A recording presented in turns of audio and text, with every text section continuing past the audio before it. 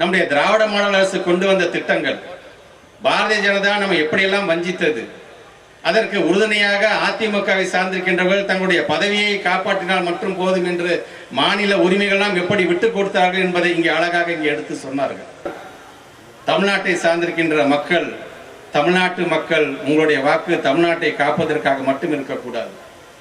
ஒட்டுமொத்தமாக இந்தியாவை காக்கக்கூடிய வல்லமை பெற்றிருக்கின்ற ஒரு மாநில அரசு எது என்று சொன்னால் திராவிட முன்னேற்ற கழகத்தை சார்ந்திருக்கின்ற நமது அரசு தான் என்று அதிலே அவர் சொல்லுகிறார்.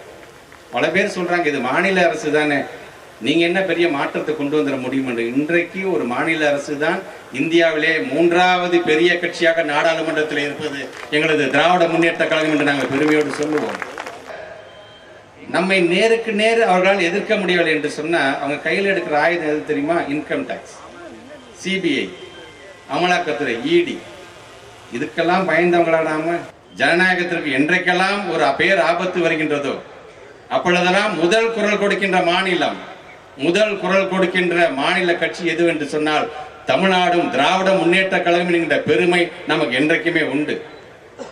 இந்த 2024 தேர்தல், இந்த தேர்தல் என்பது எதை சார்ந்து, இந்த களம் என்பது எப்படி அமைந்திருக்கின்றது, இந்த தேர்தல் என்பதை எதையெல்லாம் நமக்கு நினைவூட்டுகிறது என்று சொன்னால் இனி வருங்காலத்தில் தேர்தல் என்கிற முறையே இருக்குமா இருக்காதா, மக்களுடைய அந்த வாக்குகளுக்கெல்லாம் மதிப்பு இருக்குமா இருக்காதா, அரசியல் சட்டம் பாதுகாப்பாக இருக்குமா இருக்காதா, ஜனநாயகம் நீடிக்குமா நீடிக்காதா, பன்முகத்தன்மையும் மாநில உரிமைகளும் உயிர்ப்போடு இருக்குமா இருக்காதா என்பதை நிலைநாட்டக்கூடிய தேர்தல் தான் நடைபெற இருக்கின்ற 2024 தேர்தல். குறிப்பாக இந்த 2016க்கு பிறகு பார்த்தீங்கன்னா பல மாநில உரிமைகள் நாம் இலக்க நேரிட்டது. ஏன், மறைந்த அம்மையார் அவர்கள் இருந்தபோது கூட பல திட்டங்கள் இங்கே உள்ள விடாமல் வச்சுருந்தாங்க. அந்த அம்மையார் என்னைக்கு ஆஸ்பத்திரியில் சேர்த்தாங்களோ அன்னைக்கே அவர்களுடைய அடிமைகள் எல்லாம் சேர்ந்து நம்முடைய தமிழ்நாட்டை டெல்லி ஆஸ்பத்திரியில் அடகு வச்சுட்டாங்க.